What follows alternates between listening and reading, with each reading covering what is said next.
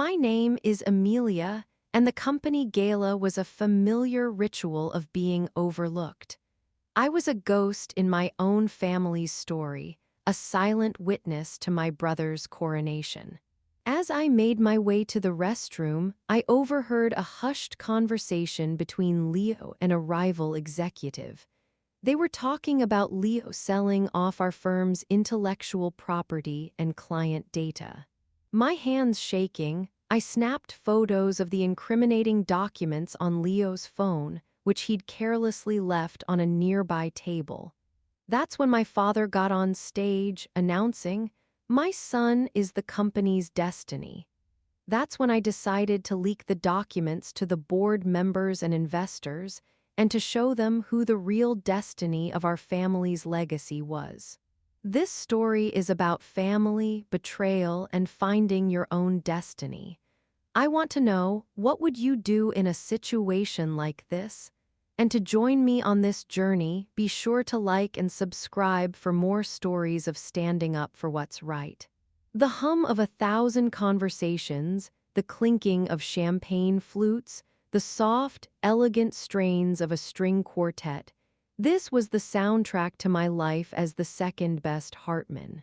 My name is Amelia, and for as long as I could remember, I had existed in the shadow of my older brother Leo. We were the Hartman heirs, but our inheritance was not equal. Our father, Richard, a man who built an architectural dynasty from nothing, saw a direct reflection of himself in Leo. Leo, 3 years my senior, was the golden boy, the charismatic heir apparent who commanded every room he entered. My father, now in his late 60s, made no effort to hide his preference.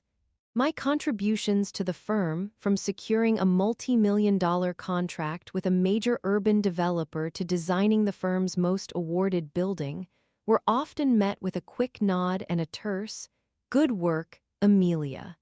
But for Leo's every success, no matter how small, there were public declarations and lavish dinners. Our mother, Eleanor, was not a malicious accomplice, but a silent one. She was a woman who valued peace and propriety above all else, which meant never challenging my father's blatant favoritism. "Amelia," she'd tell me gently, her hand on my arm, "your brother needs this more than you. He's a man, he has a legacy to uphold."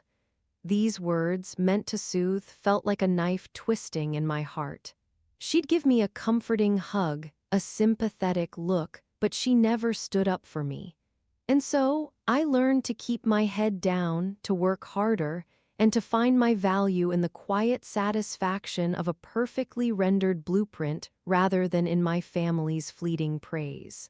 I channeled my frustration into my work, burying myself in design software and complex calculations, where I was judged on merit, not my gender or my relationship to the family name. The CAD software didn't care if I was a girl. The structural integrity of a building didn't falter because I was a woman. Leo, on the other hand, was an opportunist.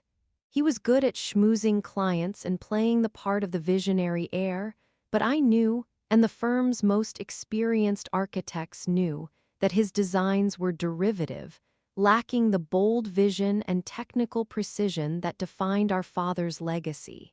He had a way of taking credit for other people's work, a talent for presenting a facade of brilliance that was utterly hollow. Once, after he presented one of my concepts for a new urban park as his own, I confronted him in his office. "Leo, that was my idea," I said, my voice low and controlled. He just leaned back in his leather chair and laughed, a hollow sound. "Oh, come on, Amelia, it's all in the family, isn't it? What's mine is yours, and what's yours is mine." I knew then that his words were just another part of the act, another lie in the tapestry of our family's public image. He saw me as an asset, not as his sister. The pinnacle of our family's social calendar was the annual gala, a black-tie event where my father would announce the firm's latest achievements and future direction. This year was different. My father had hinted that he would be announcing his successor, and there was no doubt in anyone's mind who it would be. Leo, of course, was already acting the part of the CEO. He had spent the last several weeks dropping hints to the press and our key clients about big changes and new directions. He'd say things like, "We're going to revolutionize the industry," and "I have a vision that will take this company to the next level." I, on the other hand, was a ghost at my own family's table. I was a guest at a celebration of a legacy that I helped build but would never inherit. The invitation itself read, "Hartman and Sons' 50th Anniversary Gala, a celebration of a legacy." It was a cold reminder that I was only a supporting character in a story about men. I chose a simple, elegant black gown, a stark contrast to the flamboyant, sequined dress my mother had picked out for Leo's wife, Charlotte. My brother and his wife arrived at the gala like royalty, their entrance announced by the band and a flock of reporters. My father greeted them at the door, his face a mask of pride, and my mother stood proudly next to him, her hand on his arm. When I arrived, my father gave me a quick hug and a half-smile. "You look nice, Amelia," he said absently, then turned his attention back to Leo, who was now being interviewed by a local news crew. I was invisible, a silent observer of my own family's unfolding drama. The gala hall was a magnificent display of opulence, with crystal chandeliers, elaborate floral arrangements, and a stage adorned with the firm's logo. It was a monument to my father's success, a success I contributed to but would never be a part of. The knowledge that I would be a quiet bystander to my brother's coronation solidified my decision to not just attend, but to truly be present. The gala was in full swing. My brother Leo was working the room like a seasoned politician, his wife, Charlotte, clinging to his arm, a wide, practiced smile on her face. My father, Richard, stood proudly by their side, his chest puffed out with pride as he accepted congratulations from old colleagues. My mother, Eleanor, was busy making small talk with other high-profile guests, but her eyes were always on Leo and his wife, as if to make sure they were doing everything just right.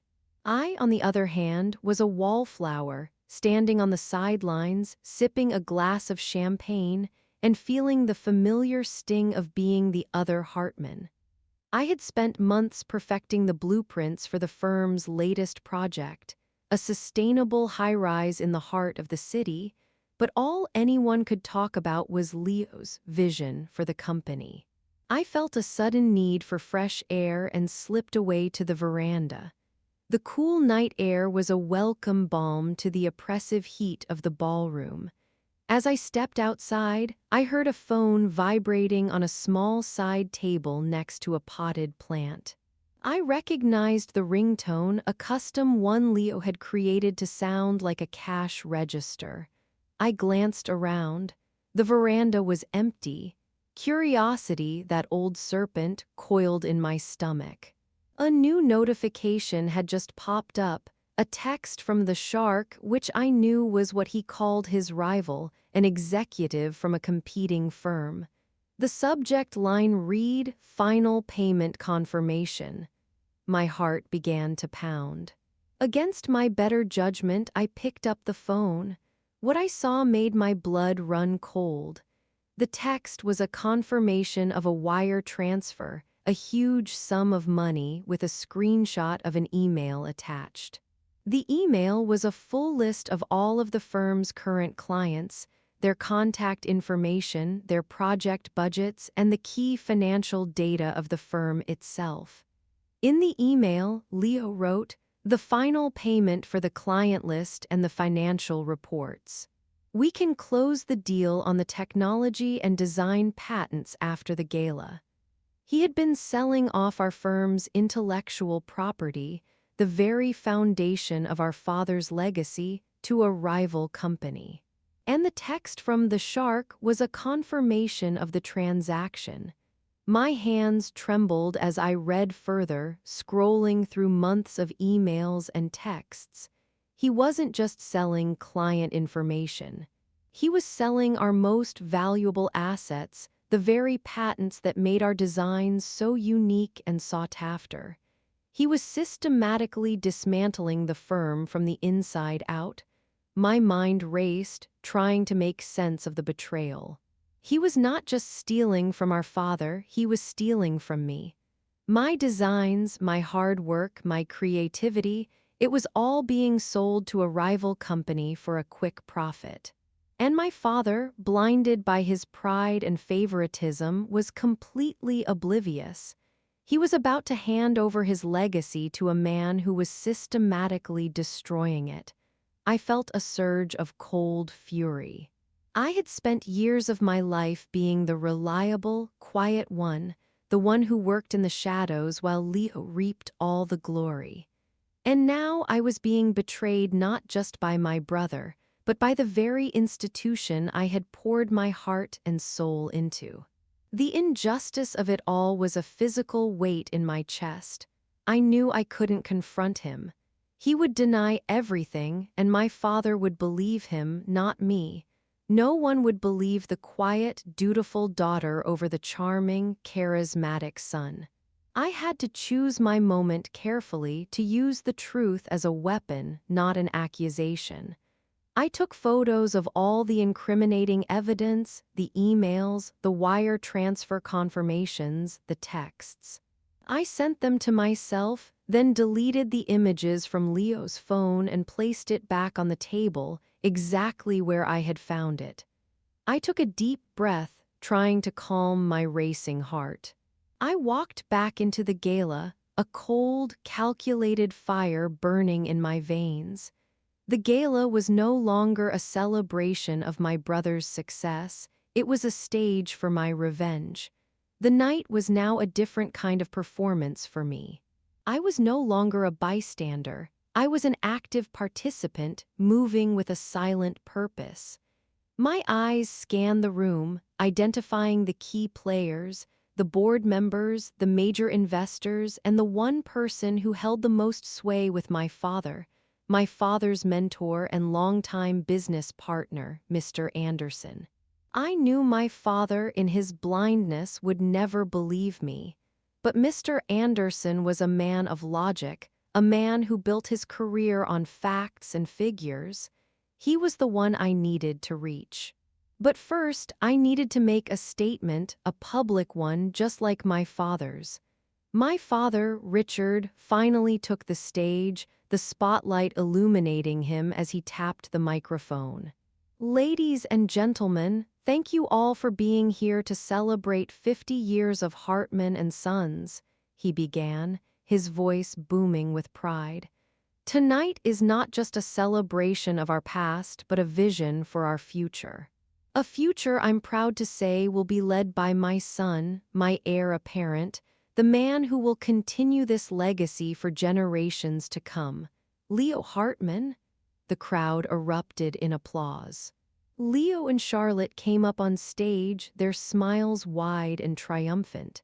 Leo clapped my father on the back and whispered something in his ear. I stood on the sidelines, my heart a hollow drum in my chest. This was the moment I had been dreading, the moment I had been waiting for my entire life. My father had chosen. He had chosen Leo. I saw my father, my mother, and Leo embracing on stage, a picture-perfect family portrait. But all I could see was the email on my phone, the wire transfer confirmation, the cold, hard evidence of their betrayal. I felt a surge of cold fury. They had taken everything from me, my recognition, my value, my rightful place in the company. And now, they were celebrating their victory on my defeat. As the applause died down, a waiter walked by with a tray of champagne glasses. I took one and walked toward the stage. My mother saw me coming and gave me a warning look, a silent plea to not cause a scene. "Amelia, darling, what are you doing?" she whispered, her smile frozen in place. Don't you dare! I ignored her, walking past security with a polite smile and stepped onto the stage. Amelia, what are you doing? My father whispered, his smile frozen in place. I would like to say a few words, I said, my voice steady and clear, carrying through the microphone. My mother and Leo's faces registered alarm. My father, confused, handed me the microphone. Go ahead, dear, but make it quick, he said, his voice tense. I just wanted to make a toast to my brother Leo, I began, my voice filled with a false cheerfulness. He is, after all, the heir apparent, the man who will lead our family legacy into the future. Leo's face relaxed into a smug smile. He was confident I would sing his praises. My father has always said that a man's legacy is defined by his integrity and his work, I continued. He taught us to never sell our dreams for a quick profit, to never compromise our values for a bigger paycheck. I looked directly at Leo, and his smile faltered. My father also taught us that family is everything, I said, my voice dropping to a low, intense tone. He taught us that we should never betray the ones we love for personal gain. I then looked at my father, and I saw a flicker of doubt in his eyes. So, here's to Leo, I said, raising my glass. May he have the legacy he deserves, and may our family finally get the truth it deserves. I clinked my glass against Leo's, a cold, hard sound that seemed to echo in the sudden silence of the room. With that, I stepped off the stage, leaving a stunned crowd and a confused family behind. My speech was not an accusation, but a warning, a prelude to the storm that was about to break. The immediate aftermath of my toast was a mixture of confusion and tension. The crowd, unsure how to react, was buzzing with whispers. My father and Leo were on stage, their celebratory smiles replaced by a look of bewildered fury. My mother looked horrified. I walked calmly back to my table, my heart pounding in my chest, a cold sense of purpose now guiding my every move. I could feel their eyes on me, a mixture of anger and disbelief. I had shattered the illusion of a perfect family, and I could tell they would never forgive me, but I didn't care. The truth was more important than their manufactured image of perfection. I pulled out my phone and began to compose the email. The attachments were already there, the damning screenshots of Leo's emails and texts. The email was short and to the point. I explained that the integrity of the firm was at risk, that the heir apparent was a fraud, and that the firm's most valuable assets were being sold to a rival company. I attached the incriminating documents and sent the email to the board members, the major investors, and Mr. Anderson. My finger hovered over the send button. This was it. This was the point of no return. I would either be a hero or a villain. I took a deep breath and pressed send. A few minutes later, the first phone rang. It was Mr. Anderson's. He excused himself from a conversation with my father and answered the call, his face a mask of confusion as he read the screen. Then another phone rang and another. The buzz of the gala began to quiet down as more and more people checked their phones, their faces a mixture of shock and disbelief. My mother and Leo's wife, Charlotte, were both looking at their phones with wide eyes. My father, oblivious to the growing chaos, was giving an interview to a reporter about his proudest moment. I watched as the crowd began to part, a wave of whispers and murmurs following the path of the email. I saw Mr. Anderson walk over to my father, his face grim. "Richard, you need to see this," he said, his voice low and serious. He showed my father the email. I saw my father's face drain of color as he read the words, his eyes darting from the phone to me, then to Leo. He looked like a man who had just been hit by a truck. He stumbled back, his face pale, his mouth agape. "What is this?" he whispered, his voice trembling. He looked at Leo, who was now whispering frantically into his phone, his face a mask of panic. My mother, sensing the shift in the room, walked over to my father and tried to comfort him, but he pushed her away. "You knew," he whispered, his voice trembling with a mixture of betrayal and disbelief. She didn't have to answer. Her silence was a confession. I saw a tear roll down my father's face, a tear of shame and regret. He had been so blind, so caught up in his own ego, that he had failed to see the truth that was right in front of him. He had trusted the wrong child, and in doing so, he had put his entire legacy at risk. The scene that followed was pure chaos. My father, his voice trembling with fury, demanded an explanation from Leo. "Did you do this, Leo?" he asked, his voice a low, dangerous growl. Leo, his face pale with shock and panic, stammered a denial. "No, Dad, it's not what it looks like, it's a setup." "It has to be Amelia," he shouted, pointing a trembling finger at me. "She's always been jealous of me." The crowd, which had been buzzing with whispers, went silent. All eyes were on me. I remained calm, my face a blank slate. "I didn't set you up, Leo," I said, my voice clear and steady. "I just exposed the truth. You did this to yourself." My father's face was a mixture of shock and betrayal. He looked at Leo, then at the phone in his hand, then back at me. He had to choose between his golden child and the cold, hard evidence. He had to choose between the son he had always wanted and the daughter he had always ignored. He turned to me, his eyes full of pain. "Amelia, why?" he asked, his voice barely a whisper. "Why would you do this?" "Because I had to," I said, my voice firm. "Because you were about to hand over your legacy to a man who was selling it off for a profit. Because you were about to reward a betrayal and punish my loyalty." My mother, who had been standing on the sidelines, stepped forward. "Amelia, how could you? This is your brother," she said, her voice full of a mother's pain and a woman's shame. "He's a thief, Mom," I said, looking her straight in the eyes. "He was stealing from the firm, from Dad and from me, and you knew about it and you didn't say anything because you didn't want to cause a scene." Her face crumpled and she looked away. The crowd, witnessing the public unraveling of a family, began to disperse.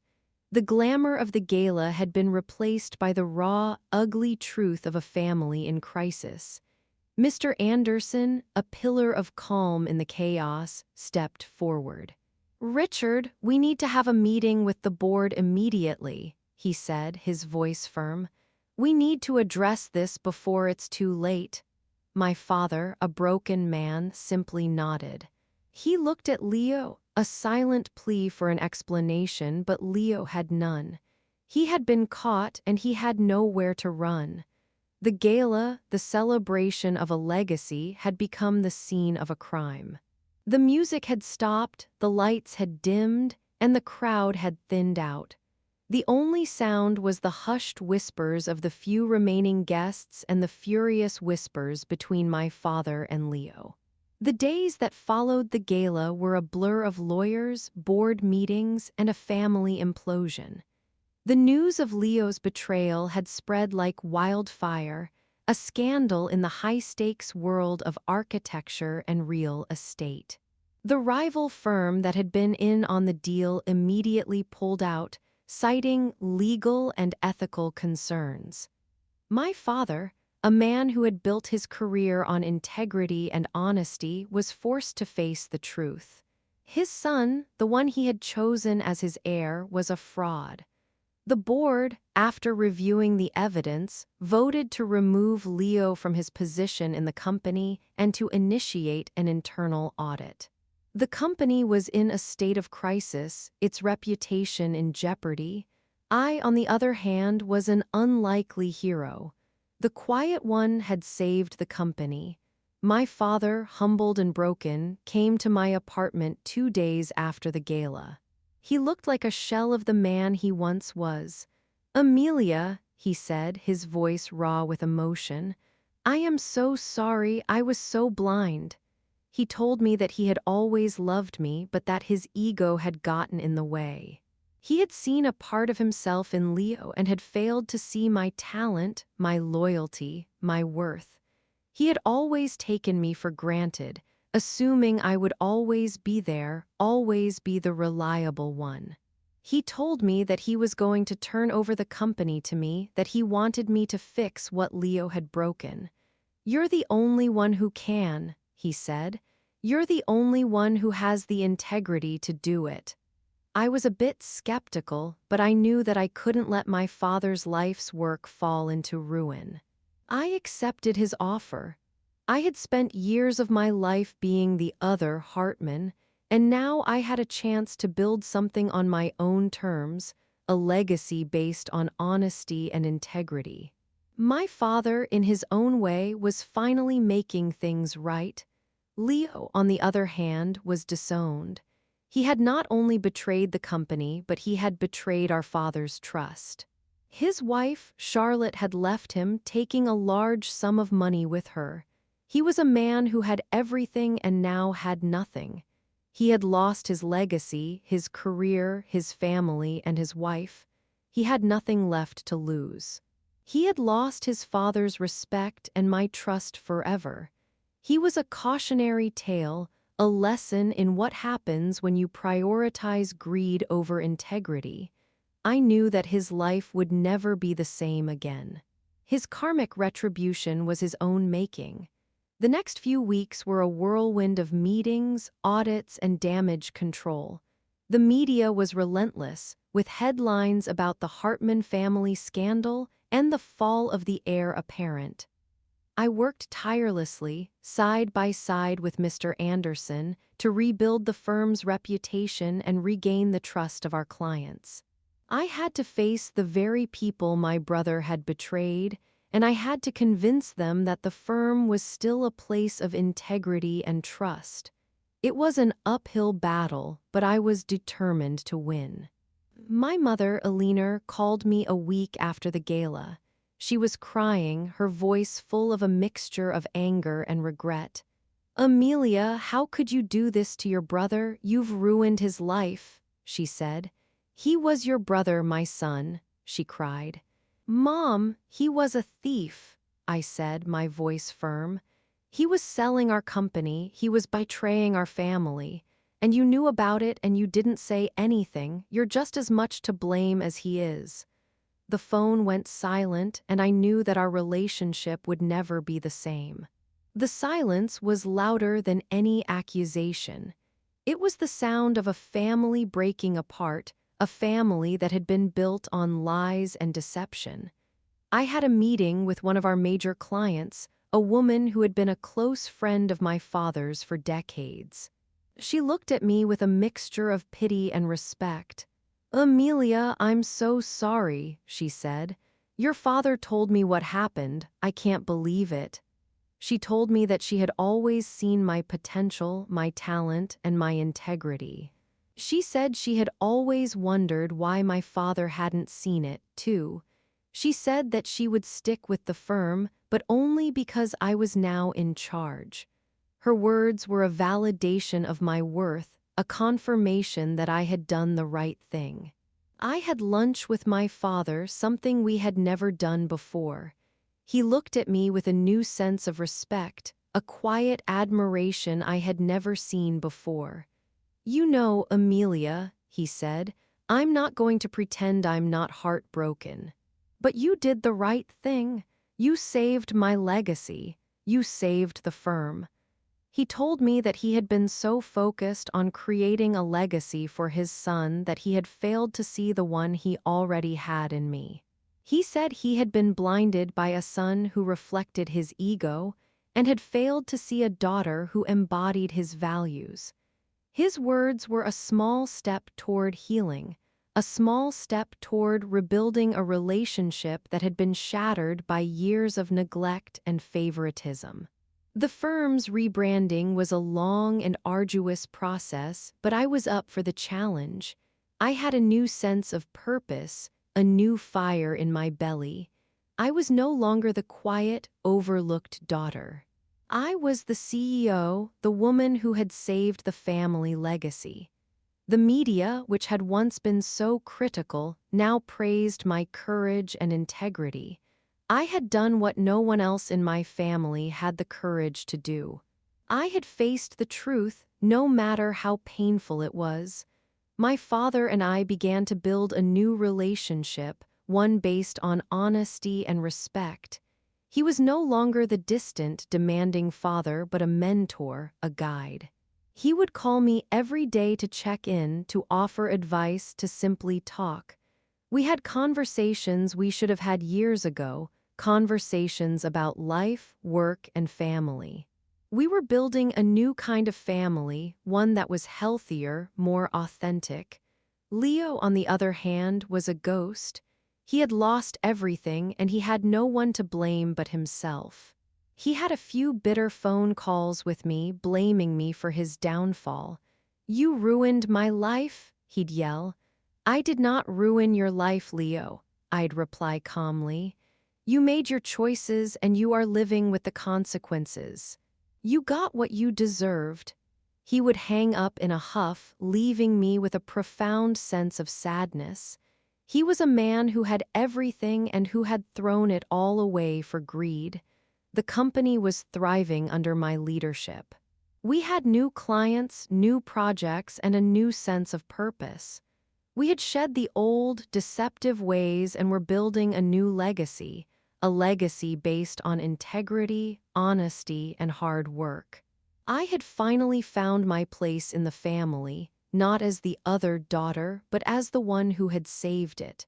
I had proven that my worth was not in my gender, but in my talent, my integrity, and my unwavering commitment to the truth. Have you ever experienced a similar situation or felt the same feelings of being overlooked in your own family or career? I'd love to hear your stories in the comments below. And if this story touched something in you, make sure to subscribe and share this story with someone who needs to hear that sometimes. The most loving thing you can do for yourself is to speak your truth, even when others do not want to hear it. Thank you for listening to my story, and remember, a legacy built on integrity is worth more than any inheritance.